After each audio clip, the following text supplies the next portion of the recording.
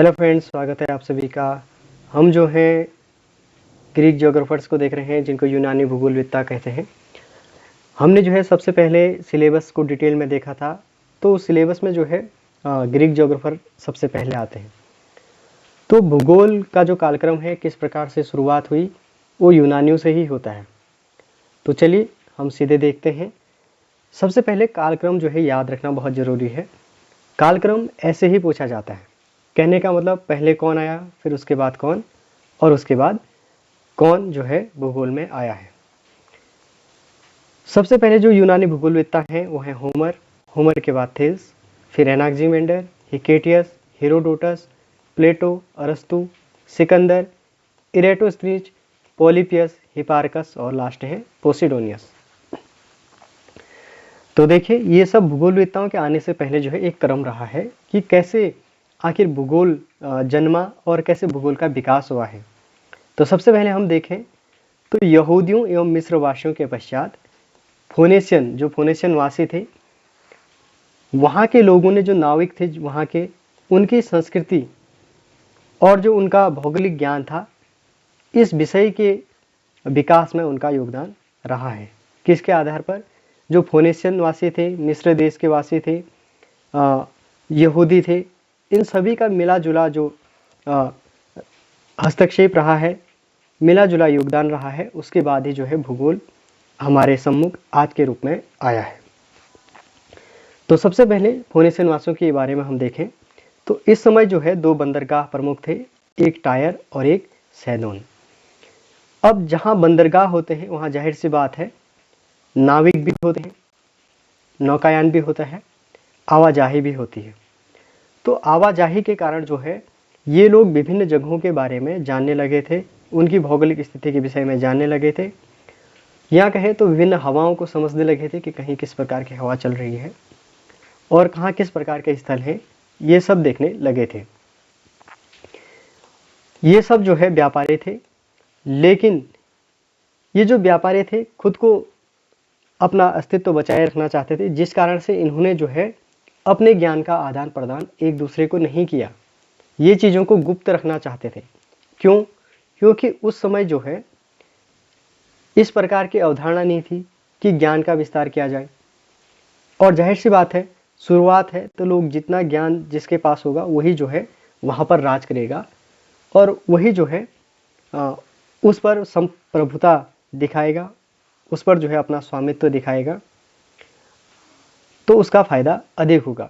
इस तरीके के जो मनसा थी, जो संकुचित विचारधारा थी, इसके कारण जो है भूगोल बिल्कुल भी विकसित नहीं हो पाया।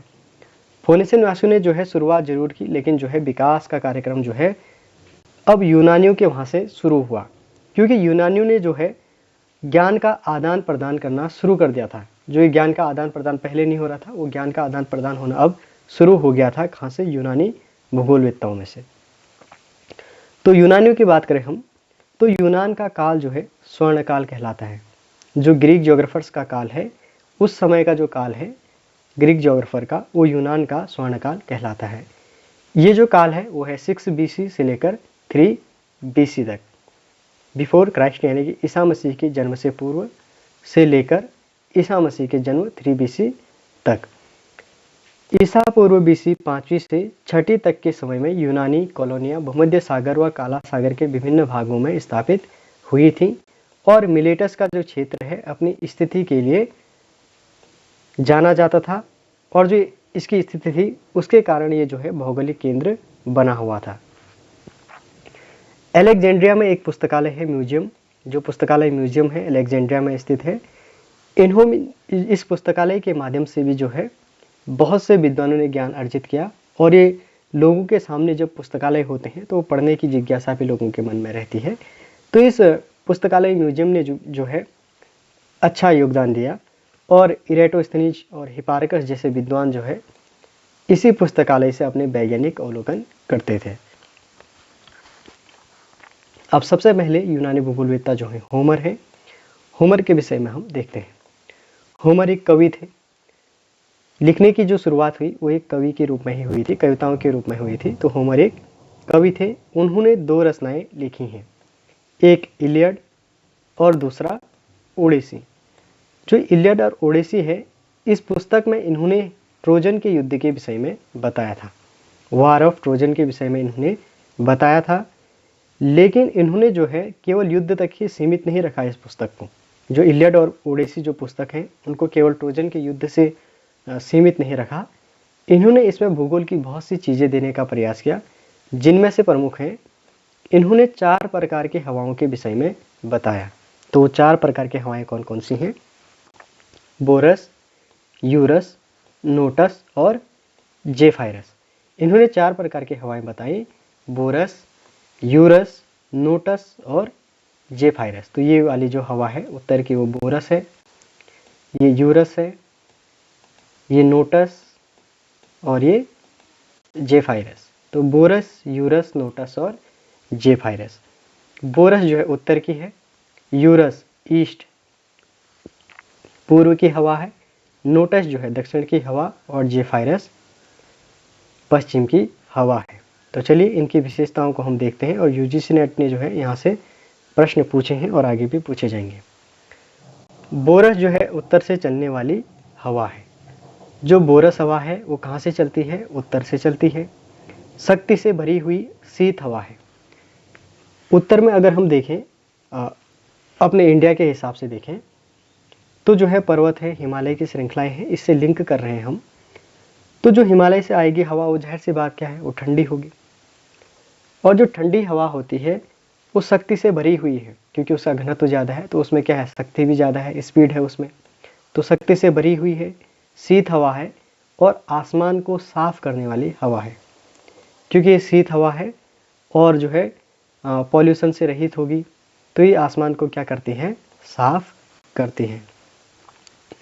उसके बाद बात करें यूरस, बोरस के बाद जो अगली हवा है यूरस, वो पूर्व की हवा है। इन्होंने कहा कि जो पूर्व से चलने वाली हवा है यूरस, वो उष्ण है और उष्ण होने के साथ साथ सरल है। उष्ण का मतलब है गर्म है हल्की सी, और सरल का मतलब बहुत तेज नहीं चलती है, एक सिंपल साधारण गति से चलती है, जिससे किसी को किसी प्रकार का नुकसान नहीं होता है और ना ही बहुत सारे परिवर्तन होते हैं। तो किसी प्रकार के परिवर्तन कौन सी हवा से नहीं होते हैं? यूरस हवा से, जो कहाँ की है, पूर्व से चलने वाली है, उष्ण है और सरल है। इसको ऐसे याद कर सकते हैं, उष्ण जो है गर्म, गर्म को हम सूर्य से लिंक कर सकते हैं, सन से, और सन की जो डायरेक्शन है वो कौन सी है, ईस्ट है। तो ऐसे हम इसको याद कर सकते हैं। अब नोटस की बात करें, नोटस जो है दक्षिण से चलने वाली हवा है। जो दक्षिण से चलने वाली हवा है वो नोटस है, और ये कभी कभी तूफानी हो जाती है, आर्द्र हो जाती है, और कभी बहुत उग्र हो जाती है, और उग्र होने के साथ साथ आगे भी बढ़ते जाती है। तो इसको कैसे याद करें? नोटस को दक्षिण का दो ले लीजिए, दक्षिण का दो और नोटस का नौ, तो बीच में आ की मात्रा लगाते तो एक शब्द बन जा रहा है दान। तो जो दक्षिण की हवा है वो नोटस है। ये हवा जो है तूफानी है और कभी कभी उग्र हो जाती है। और आर्द्र को कैसे याद रखेंगे? हम जो है भारत से लिंक कर रहे हैं। देखिए सबको, भारत के दक्षिण में क्या है, महासागर है, जहाँ महासागर है वहाँ आर्द्रता होगी, आर्द्रता का मतलब जल। तो चलिए आगे देखते हैं जेफायरस। जेफायरस जो है पश्चिम की हवा है और भयंकर है। ये हवा जो है भयंकर है, चिपचिपी है और धूल से भरी हुई है। ऐसा कौन कह रहे हैं? होमर कह रहे हैं। तो देखिए जेफायरस को ऐसे याद कर सकते हैं, जेफायरस हवा पश्चिम की है और इसकी विशेषता क्या है, भयंकर है। अगर हम देखें तो चिपचिपा को ऐसे याद कर सकते हैं, भारत के बगल में पड़ोसी कौन है, पाकिस्तान है। वो जो है हमेशा चिपके रहता है भारत से, यानी कि हर चीज़ भारत से जोड़ना चाहता है, भारत की तरह ही करना चाहता है। और पश्चिम की हवा जो है भयंकर है और धूल भरी भी है। धूल भरी क्यों? क्योंकि पश्चिम में जो है रेगिस्तान होते हैं। जो महाद्वीप है, तो महाद्वीपों के जो पश्चिमी भाग होता है वहाँ पर क्या है, मरुस्थल क्षेत्र है, तो वहाँ से चलने वाली हवा जाहिर सी बात है अपने साथ धूल भी ले जाएगी। जैसे हम थार का मरुस्थल हम अपने पश्चिम में लिंक कर सकते हैं। सूर्य के विषय में इन्होंने बताया कि सूर्य जो है महासागर नदी में अस्त होता है। और उसी से उदय होता है। ये महासागर है, ये पृथ्वी है। पृथ्वी के चारों ओर जो है महासागर नदी है। और जो ये सूर्य है, ये सूर्य जो है उदय भी कहाँ से होता है, इसी महासागर से होता है, और अस्त भी इसी महासागर से होता है। यानी कि महासागर में डुबकी लगाता है सूर्य को, ऐसा इन्होंने कहा था। और इन्होंने कहा कि जो ये आसमान है वो पृथ्वी के ही बराबर है, जो ये आसमान है पृथ्वी के बराबर है। और जो ये एटलस पर्वत पर खंबे लगे हैं, एटलस पर्वत पर क्या है, खंबे हैं, उन खंभों पर जो है ये आसमान टिका हुआ है, ऐसा इन्होंने कहा था। क्योंकि भूगोल का शुरुआत का विकास था, तो जिस प्रकार से हम बचपन में सोच लेते थे कि जो क्षितिज है जहाँ पर आसमान और पर्वत मिलते हैं, तो पर्वतों पर ही टिका हम भी मानते थे जब हमारी अवधारणा इतनी नहीं थी।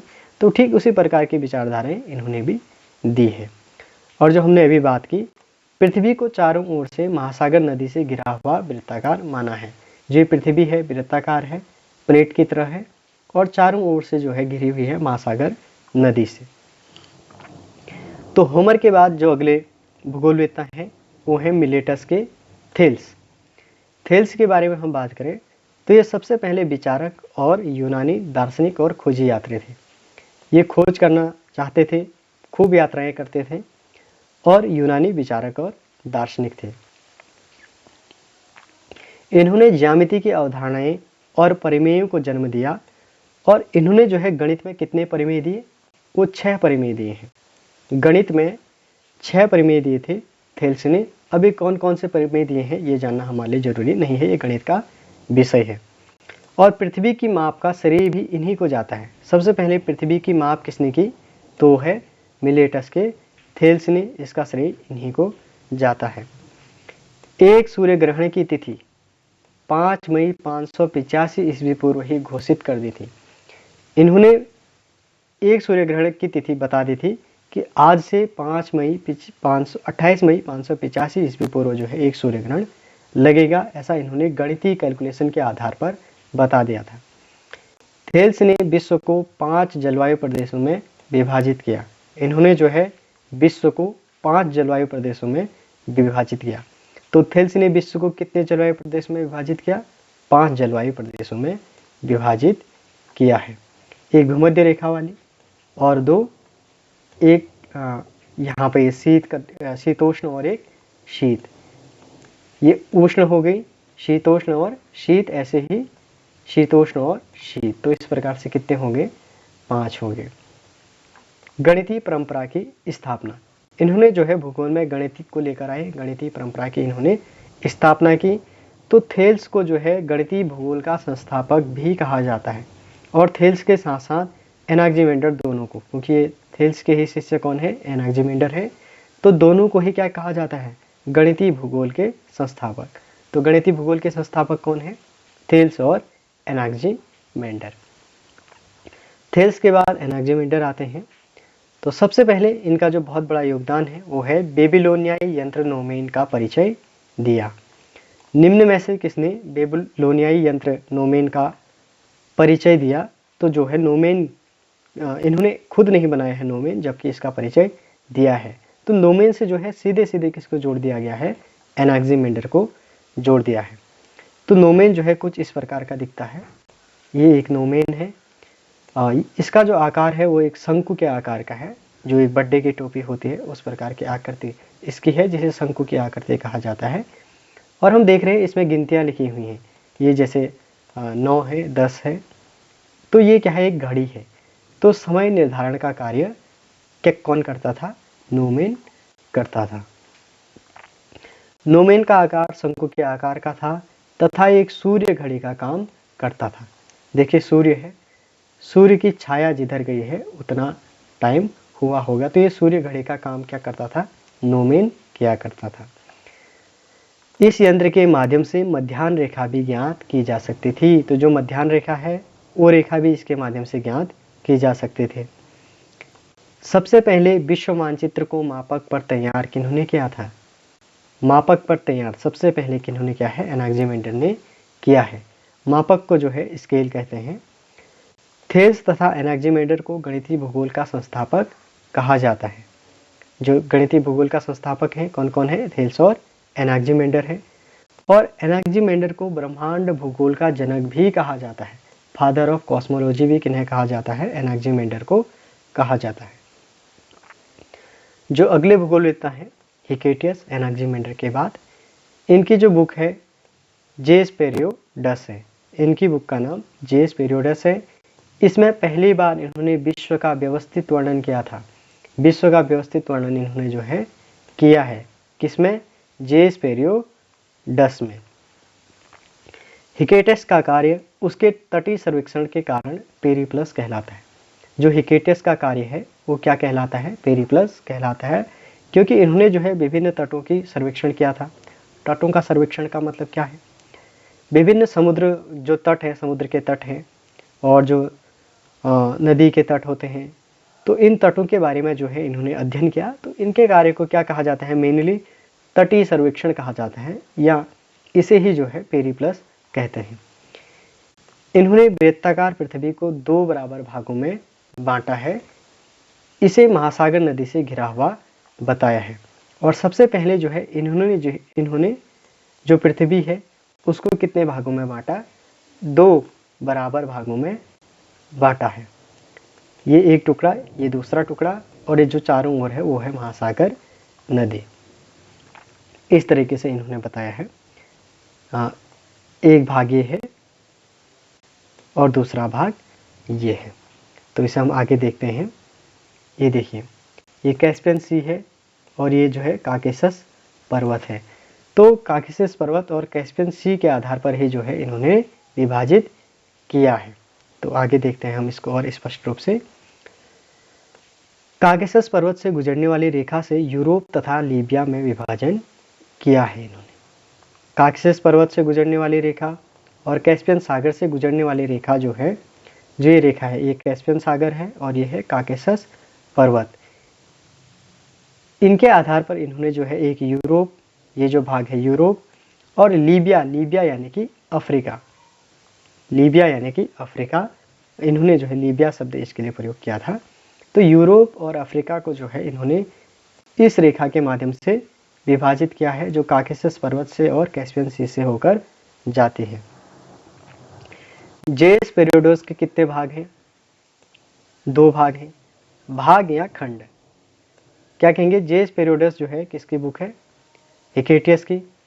इस बुक के भाग कितने हैं, 2 भाग हैं या 2 खंड हैं, जिसमें इन्होंने पहले भाग में लीबिया यानी कि अफ्रीका की बात की है और दूसरे में यूरोप तथा एशिया का वर्णन किया है। भूगोल में पहली बार हिकेटियस ने अध्ययन के 2 दृष्टिकोण दिए हैं। ये 2 दृष्टिकोण इन्होंने जो है भूगोल के लिए दिए हैं कि कैसे भूगोल का अध्ययन किया जा सकता है, इसके लिए क्या क्या दृष्टिकोण होने चाहिए। तो पहला जो है सिद्धांतपरक या सिद्धांत आधारित दृष्टिकोण। भूगोल में जो है विभिन्न सिद्धांत बनाए जा सकते हैं, इस सिद्धांत के आधार पर इनका अध्ययन किया जा सकता है। इनका मानना या तो ये था, या वस्तुपरक या विवरणात्मक। किसी वस्तु के बारे में, वस्तुपरक का मतलब किसी विशेष स्थान से ले लें या किसी विशेष जगह को ले लें या किसी विशेष फसल को ले लें, कोई भी चीज़ ले लें, उसके बारे में जो है हम विवरण करेंगे, उसके बारे में उसका विवरणात्मक अध्ययन करेंगे। तो इनका जो अध्ययन के 2 दृष्टिकोण थे वो कौन कौन से थे, सिद्धांतपरक दृष्टिकोण और वस्तुपरक या विवरणात्मक दृष्टिकोण। अब इसका मतलब ये नहीं है कि भूगोल को 2 भागों में बांटा है, ये नहीं है। भूगोल में 2 भागों में बांटने का काम जो है वारेनिस ने किया है, वो अलग बात है। जबकि इन्होंने भूगोल को पढ़ने के दृष्टिकोण बताए थे कि किस तरीके से हमने भूगोल सब्जेक्ट को पढ़ना चाहिए या भूगोल को कैसे हम आगे बढ़ा सकते हैं। तो इस प्रकार की बात इन्होंने की थी। उसके बाद आते हैं हेरोडोटस। हेरोडोटस की जो फेमस बुक है हिस्टोरिका है। इनकी बुक जो है हिस्टोरिका है, और जो हेरोडोटस हैं वो इतिहास के पिता कहलाते हैं। इसको ऐसे याद रख सकते हैं, जो हीरो होते हैं वही क्या करते हैं, हिस्ट्री क्रिएट करते हैं। इतिहास कौन बनाएगा, जो हीरो होंगे वही जो है इतिहास बनाएंगे, और वही जो है कौन सी बुक लिखेंगे, हिस्टोरिका, ऐतिहासिका जिसे हम कह सकते हैं, हिस्टोरिका बुक इन्होंने लिखी है। और इनका मानना था कि समस्त भूगोल का अध्ययन ऐतिहासिक दृष्टिकोण से किया जाना चाहिए। और समस्त इतिहास का विवेचन भौगोलिक दृष्टिकोण से किया जाना चाहिए। अब इसका कहने का आशय ये है कि जब हम इतिहास पढ़ रहे हैं तो वहाँ की भौगोलिक स्थिति के विषय में भी जानना बहुत ज़रूरी है, और जब हम किसी जगह की भूगोल के बारे में पढ़ रहे हैं तो उसका इतिहास जानना भी बहुत ज़रूरी है। जैसे भूगोल के दृष्टिकोण में हम देखें, इंडिया अभी जो जिस जगह पर स्थित है, क्या यह पहले इसी जगह पर स्थित था? अगर नहीं था तो ये यहाँ कैसे पहुँचा? ये क्या है? इंडिया का एक इतिहास है। तो हमने किया कि नहीं किया भूगोल का अध्ययन ऐतिहासिक दृष्टिकोण से? तो इनका मानना यही था, मिस्र नील नदी की देन है। इन्होंने कहा कि जो मिस्र देश है वो नील नदी के कारण ही बना हुआ है, और ये सार्थक भी बात है, आज भी सार्थक है, क्योंकि डेल्टाओं से जो लाई गई मिट्टी होती है, खादर होती है और बांगर होती है, वो बहुत क्या होती है? उपजाऊ होती है। तो मिस्र में जो नदी है फेमस नील नदी है, उसके विषय में इन्होंने कहा कि नील नदी के कारण ही क्या है? मिस्र फला फूला है। विश्व को 2 बराबर भागों में इन्होंने विभाजित किया था। इन्होंने विश्व को 2 बराबर भागों में विभाजित किया। पहला भाग यूरोप और दूसरा भाग एशिया और अफ्रीका। इन्होंने विश्व के 2 भाग बताए हैं। पहला वाला भाग जो है उसको क्या कहा है? यूरोप, और जो दूसरा भाग है ये वाला भाग, उसको एशिया और अफ्रीका कहा है। और इनका मानना था कि जो हवा है गर्म से ठंडी की ओर चलती है। सबसे पहले इन्होंने बताया है कि हवा जो है गर्म से ठंडे की ओर चलती है। अभी भी हम देखें तो एक सिंपल उदाहरण में, हम चाय गर्म करते हैं, चाय बनाते हैं, ये पानी गर्म कर रहे हैं, तो यहाँ का टेम्परेचर क्या है? ज़्यादा है, और ऊपर का टेम्परेचर क्या है? कम है। तो ये जो हवा है वो कहाँ से कहाँ की ओर जाती है? गर्म से ठंडे की ओर जाती है। तो हवा जो है गर्म से ठंडे की ओर चलती है, ये सबसे पहले इन्होंने बताया था, हेरोडोटस ने। इन्होंने कहा कि जो ऋतु परिवर्तन का कारण है सूर्य का हवाओं द्वारा धकेला जाना है, क्योंकि हवाएं चलती हैं तो सूरज को धकेल देती हैं अपने स्थान से, कभी ऊपर धकेल देती हैं, कभी नीचे धकेल देती हैं, तो जिस कारण से ऋतु परिवर्तन होता है, ऐसा इन्होंने कहा था। नदी डेल्टा के विषय में सर्वप्रथम बताया, इसे नदी के निक्षेप का परिणाम बताया। नील नदी के विषय में इन्होंने विस्तार से बताया था, यानी कि जो डेल्टा के विषय में सबसे पहले बताया था वो किन्होंने बताया है? हेरोडोटस ने ही बताया है। और कहा कि जो ये डेल्टा है नदी के निक्षेप के परिणाम है, जो नदी से द्वारा लाया गया अवक्षेप है, निक्षेप है, उनके द्वारा ही क्या बनते हैं? डेल्टा बनते हैं, ऐसा इन्होंने कहा है। हेरोडोटस पहला विद्वान था जिसने भूभाग को सबसे पहले 3 भागों में बांटा है। अभी तक भूभागों को बांटा नहीं गया है महाद्वीपों के रूप में। इन्होंने जो है सबसे पहले 3 भागों में बांटा। कौन कौन से? यूरोप, एशिया और अफ्रीका। कौन कौन से? यूरोप, एशिया और अफ्रीका के रूप में इन्होंने जो है 3 भागों में बांटा है। और अफ्रीका को भी इन्होंने 3 भागों में विभाजित किया है।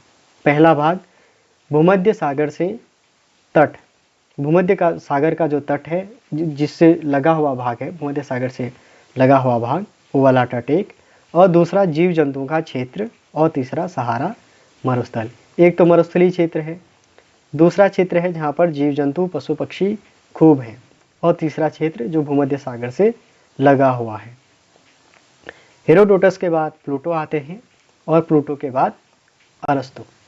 तो प्लूटो में ये याद रखना है कि प्लूटो ने जो है निगमनात्मक तर्क दिया है। प्लूटो ने सबसे पहले निगमनात्मक जो विचारधारा है, निगमनात्मक जो अवधारणा है वो दिया है, और अरस्तु ने जो है इसका उल्टा आगमनात्मक सिद्धांत को दिया है। अब निगमनात्मक सिद्धांत और प्लूटो को ऐसे याद रख सकते हैं, प्लूटो में जो पी है वो भी कॉन्सोनेंट है, यानी कि व्यंजन है, व्यंजन है, कॉन्सोनेंट है पी। तो एन भी जो है क्या है? व्यंजन है। नौ भी क्या है? व्यंजन है। तो पी भी व्यंजन, पौ भी व्यंजन, नौ भी व्यंजन, तो दोनों क्या हो गए? एक दूसरे से हम जोड़ सकते हैं। तो प्लेटो को निगमनात्मक कहेंगे, और आगमनात्मक अरस्तु। अ आ ऐसे भी आ ही रहा है, तो अ जो है बाउल है, और आबे जो है वावल है, यानी कि दोनों स्वर हैं। तो अरस्तु ने जो है आगमनात्मक सिद्धांत को दिया है। और अरस्तु का मानना था कि जाओ और देखो क्या कोई सिद्धांत स्वीकारने योग्य है या नहीं है। तो ये जो है खुद जाकर फील्ड में जाकर खुद उसका परीक्षण करके देखने पर विश्वास करते थे और देखकर ही मानना चाहते थे कि हाँ, जो किसी ने सिद्धांत दिया है क्या वह सत्य है। इनका मानना था कि भूमध्य रेखा सबसे गर्म है, जो भूमध्य रेखा वाला क्षेत्र है सबसे गर्म है और यहाँ कोई रह नहीं सकता, ये जो है निर्जन क्षेत्र है, ऐसा इन्होंने कहा था। तो इन्होंने 3 जोन बताए। सबसे पहले टोरिड जोन, दूसरा टेम्परेट जोन और फ्रिजिड जोन।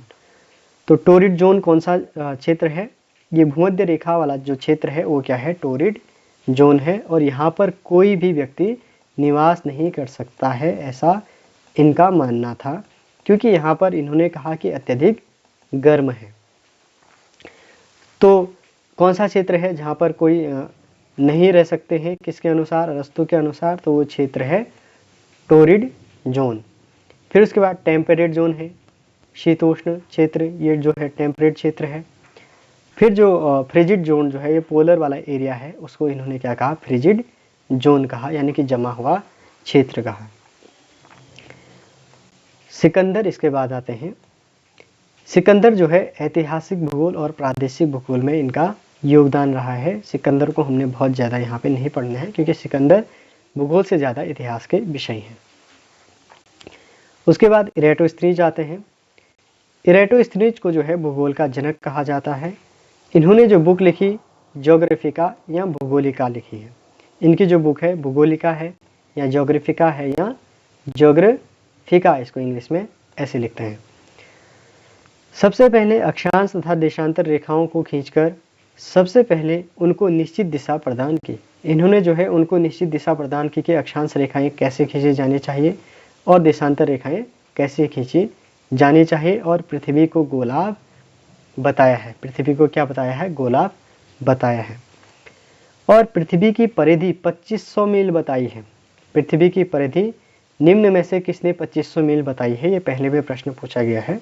तो जो 2500 मील है वो इन्होंने बताई है। भूगोल का जनक कहा जाता है इन्हें, इरेटोस्थनीज। इन्होंने जो है 2500 मील बताई है और कहा कि जो पृथ्वी है ब्रह्मांड के केंद्र में है। ये पृथ्वी है और पृथ्वी जो है ब्रह्मांड के केंद्र में है। उसके चारों ओर ही जो है ग्रह है, उपग्रह हैं, तारे हैं, सूर्य हैं, सब चक्कर लगाते हैं और उन सब के केंद्र में कौन है? पृथ्वी है, ऐसा इनका मानना था। इनको ज्योडेसी के पिता कहा जाता है या संस्थापक कहा जाता है। भूगणित के संस्थापक, भूगणित के संस्थापक भी इन्हें कहा जाता है। और इन्हें भूगोल की परिभाषा मनुष्य के घर के रूप में, अध्ययन के रूप में प्रदान करने का श्रेय जाता है। ये श्रेय है, श्रेय नहीं, श्रेय है।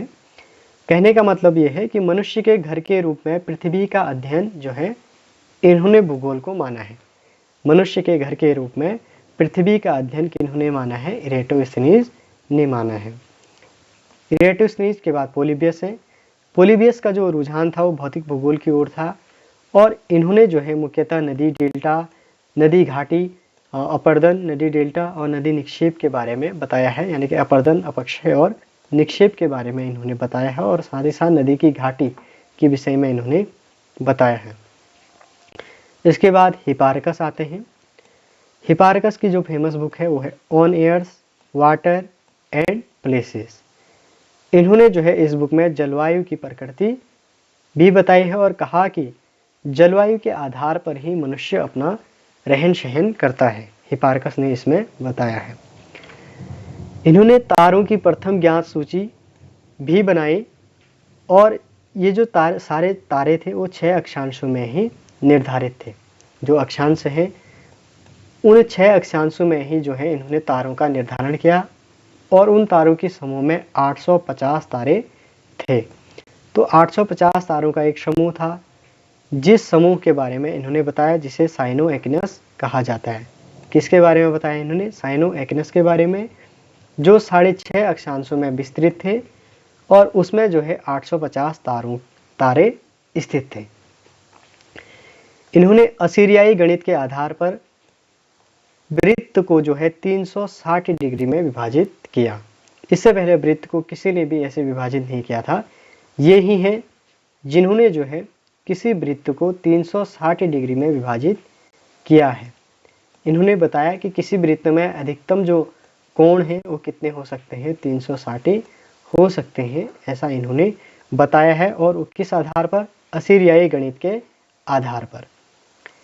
और 3D गोलाब जो है उसको 2D में बदलने का श्रेय भी इन्हीं को जाता है।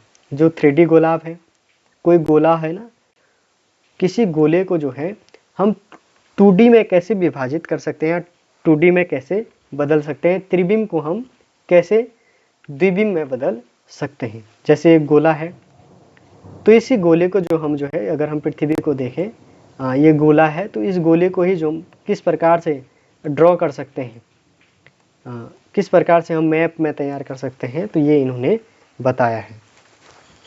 उसके बाद आते हैं पोसिडोनियस, जो आखिरी भूगोलवेत्ता हैं। इनकी जो बुक है महासागर है। इन्होंने स्प्रिंग टाइड और नीप टाइड के विषय में बताया। स्प्रिंग टाइड का मतलब है उच्च ज्वार और नीप टाइड का मतलब है निम्न ज्वार, इसके विषय में इन्होंने बताया। और साथ ही साथ इन्होंने कहा कि ज्वार और भाटा के पीछे का जो कारण है वो चंद्रमा और सूरज की शक्ति है। इन्होंने भी जो है पृथ्वी की परिधि मापी थी, लेकिन पृथ्वी की परिधि इन्होंने बहुत कम बताई, 1800 मील। इन्होंने जो है पृथ्वी की परिधि कितनी बताई थी, 1800 मील बताई थी। इन्होंने कहा सबसे अधिक ताप शुष्क मरुस्थलों में अयनों के पास है। जो अयन वृत्त है, अयन का मतलब क्या है, ये भूमध्य रेखा है, ये कर्क रेखा है और ये मकर रेखा है। तो इन्होंने कहा कि जो ये कर्क रेखा है और मकर रेखा है, वहीं पर जो है सबसे अधिक तापमान होता है, भूमध्य रेखा पर नहीं, ऐसा इनका मानना था। और इन्होंने कहा कि भूमध्य रेखा जो है रहने के योग्य है। तो इस प्रकार जो है आज का लेक्चर समाप्त तो होता है और हमने आज जो देखे वो है ग्रीक ज्योग्राफर। तो चलिए 2 मिनट में फिर से जो है क्विक रिवाइज करते हैं, शायद 2 मिनट से भी कम लगेगा। यूनानी भूगोलवेत्ताओं में कौन कौन से हैं? होमर, थेल्स, एनाक्सिमेंडर, हिकेटियस, हेरोडोटस, प्लेटो, अरस्तु, सिकंदर, इरेटोस्थनीज, पोलिपियस, हिपारकस और पोसिडोनियस। इसको रटना है, याद करना है, जरूरी है। फिर उसके बाद जो है यूनान का जो ये काल है वो स्वर्ण काल कहलाता है। और जो पुस्तकालय था इस समय वो है अलेक्जेंड्रिया में स्थित पुस्तकालय म्यूजियम। यहाँ से इरेटोस्थनीज और हिपारकस ने अध्ययन किया था। इस समय जो है 2 बंदरगाह भी थे, टायर और सैदोन। कौन कौन से बंदरगाह थे? टायर और सैदोन बंदरगाह थे। तो होमर जो है सबसे पहले भूगोलवेत्ता हुए ग्रीक के। उनमें उन्होंने जो है इलियड और ओडेसी बुक लिखा। ट्रोजन के युद्ध के विषय में उन्होंने बताया, जिसमें 4 प्रकार के हवाएं, बोरस, यूरस, नोटस और जेफायरस के बारे में इन्होंने बताया है। फिर मिलेटस के थेल्स आते हैं। थेल्स जो है गणितीय भूगोल के संस्थापक कहे जाते हैं एनाक्सिमेंडर के साथ। इन्होंने जो है गणित में 6 परिमेय दिया और पृथ्वी की माप का श्रेय भी इन्हीं को जाता है। एक सूर्य ग्रहण की तिथि इन्होंने जो है 28 मई 585 ईस्वी वर्ष पूर्व बता दिया था। और जलवायु के 5 प्रदेश इन्होंने बताए हैं। एनाक्सिमेंडर ने जो है बेबीलोनियाई यंत्र नोमेन का आविष्कार किया था या परिचय दिया था। और ये जो यंत्र था वो शंकु के आकार का था और ये समय बताने का कार्य करता था। और सबसे पहले मापक पर तैयार जो है विश्व को इन्होंने ही किया है। इसके बाद हिकेटियस आते हैं। इनकी बुक जो है जेस पेरियोडस है। इनका काम पेरीप्लस कहलाता है। फिर हेरोडोटस की जो बुक है हिस्टोरिका है। इनको इतिहास के पिता कहा जाता है। और जो इनका वाक्य है बहुत महत्वपूर्ण है, समस्त भूगोल का विवेचन ऐतिहासिक दृष्टि से और इतिहास का विवेचन भौगोलिक दृष्टि से किया जाना चाहिए। मिस्र को नील नदी की देन इन्होंने कहा है। डेल्टा के विषय में सबसे पहले इन्होंने ही बताया है। प्लूटो ने जो है निगमनात्मक के विषय में बताया और अरस्तु ने आगमनात्मक के विषय में बताया। और अरस्तु ने साथ ही कहा कि भूमध्य रेखा जो है रहने योग्य नहीं है, क्योंकि सर्वाधिक तापमान यहीं पर होता है। सिकंदर जो है ऐतिहासिक भूगोल और प्रादेशिक भूगोल में इनका योगदान है। फिर आते हैं इरेटोस्थनीज, जिन्हें भूगोल का पिता कहा जाता है। इनकी जो बुक है ज्योग्राफिका है, भूगोलिका जिसे हम कहते हैं। और इन्होंने जो है 2500 मील जो है पृथ्वी की परिधि बताई थी। और भूगोल का अध्ययन मनुष्य के घर के रूप में किया जाना चाहिए या मनुष्य के निवास स्थान के रूप में किया जाना चाहिए, ऐसा इन्होंने कहा है। फिर पॉलीबियस आते हैं जिन्होंने नदी घाटी के विषय में बात की है, अपर्दन और निक्षेप के बारे में बात की है। फिर हिपार्कस आते हैं, बुक है on airs waters and places. इन्होंने जो है तारों को बांटा है 6 अक्षांशों में, 6.5 अक्षांशों में, 850 तारों का ये समूह था। इन्होंने एक एस्ट्रोलॉब नामक यंत्र का आविष्कार किया है। जो एस्ट्रोलॉब नामक यंत्र है उसका आविष्कार किसने किया है? वो हिपार्कस ने किया है। और ये जो काम करता था वो दिशा का काम करता था, दिशा जानने का काम करता था, एक कंपास की तरह काम करता था। पोसिडोनियस ने जो है पुस्तक ओशन लिखी, महासागर लिखी है। और इन्होंने जो है स्प्रिंग टाइड और नीप टाइड के विषय में बताया और कहा कि ज्वार और भाटा के पीछे कहीं न कहीं कारण चंद्रमा और सूर्य होते हैं। और पृथ्वी की परिधि बहुत कम बताई इन्होंने, 1800 मील बताई है। लेकिन उन्होंने ये बहुत अच्छी बात कही कि जो सबसे अधिक तापमान है वो शुष्क मरुस्थलों में अयनों के पास होता है। जो अयन वृत्त हैं उनके पास होता है, कर्क और मकर के पास, न कि भूमध्य रेखा पर। तो इस प्रकार जो है आज का टॉपिक समाप्त होता है। तो फ्रेंड्स अपनी राय जरूर दीजिएगा, अपना फीडबैक जरूर दीजिएगा कि ये क्लास जो है किस तरीके से आपके सामने आ रही है, ठीक है, या कुछ सुधार की आशा आपको है, अपेक्षा है, तो ज़रूर कमेंट कीजिएगा। और कुछ अच्छा है तो तब भी कमेंट कीजिएगा, जिससे हौसला बना रहेगा। बहुत बहुत धन्यवाद।